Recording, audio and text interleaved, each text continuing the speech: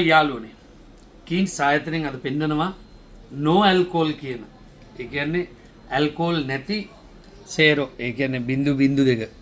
ඒ කියන්නේ කිසිම ඇල්කෝල් එකක් නැහැ. මේ නෝට්ස් ජින් එක අලුතෙන් අපේ ආයතනයට ඇවිල්ලා තින්නේ. මේ තින්නේ ආයේ පොලිසියකින් ඇල්ලුවද කිසිම ප්‍රශ්න බීලා කරලා පාරේ යන්නද කිසිම ප්‍රශ්නයක් නැහැ.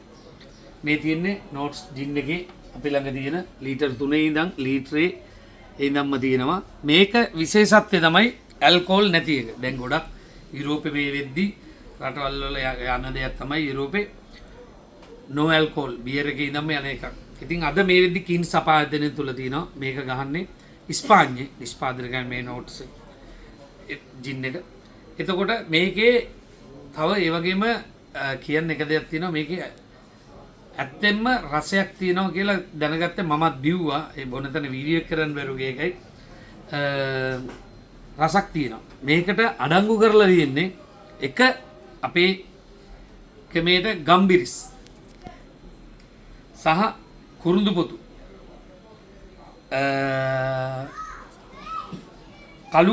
කළු තේ කරාඹු නැටි එන්සාල් ඒ ඔක්කොම අඩංගු කරලා තමයි මේක සාදලා තින්නේ. එතකොට මේකේ ඇල්කෝල් නැහැ. ඒ වගේන් තමයි රසය අරගෙන මේ නෝට්ස් ජින් එකේ තියෙන තව දේවල් එක්ක තමයි මේ රසය අරන් තින්නේ. තව එකක් මේකේ කියනවා විශේෂත්වයක්. මේක බොද්දි අපි සුදු මිදි අරගෙන අපි බොන ග්ලාස් එක පිරෙන්න මට්ටමටම වගේම මේකට අයිස් කැට දාගන්න කියනවා. අයිස් කැට දාලා ඊට පස්සේ ටොනික් එක දාන්න කියනවා. ටොනික් එක දාලා තමයි මේක මික්ස් කරන්න කියන්නේ. ඒකේ රසයක් ඇත්තෙන්ම තියෙනවා. ඒක තියෙනවා කියන්නේ මාත් වක්කීම කියන ඇත්තෙන්ම රස. හැබැයි සුදු මිදි එක.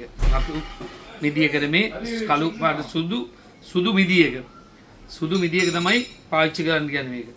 ඒ වගේම තමයි මේක සාදන්නේ ඉස්පාඤ්ඤේ උල්ලා කියන ගමේ ඒ ගම් ඉවුරේ ළඟම තමයි උල්ලා කියන ඒ ෆැක්ටරි තියෙන්නේ. ඒ ගඟේ වතුර වලින් තමයි අරගෙන මේක සාදන්නේ. මේකේ රසක් ඇත්තෙන්ම තියෙනවා. ගොඩක් අය ඇල්කෝල් නැහැ කිව්වම බොන්න බයයි වැඩක් නැහැ නේ කියලා. හැබැයි ඇල්කෝල් හා සමානම පොඩි මතයකුත් තියෙනවා මේකේ. මත්වීමකුත් තියෙනවා. ඒ වගේම හරි රසකුත් තියෙනවා. ඉතින් අපි අර ඇල්කෝල් වලටම පුරුදු වෙලා නිසා දැන් නෝ ඇල්කෝල් එක ගොඩක් ලෝකේ යුරෝපය ඇතුලේ මේක යනවා. ඒ හින්දා තමයි ගොඩක් අයට අඳුන්ලා දෙන්නේ. දැන් නැවත අපිට තව ඉස්සරහට යනවා එන එක අඳුන්ලා දෙන්න. බීලා බලන්න බීපු නැතේ ඇත්තෙන්ම රසයක් තියෙනවා. එන්න කින්ස් ආයතනය තුල මේ වෙද්දි තියෙනවා.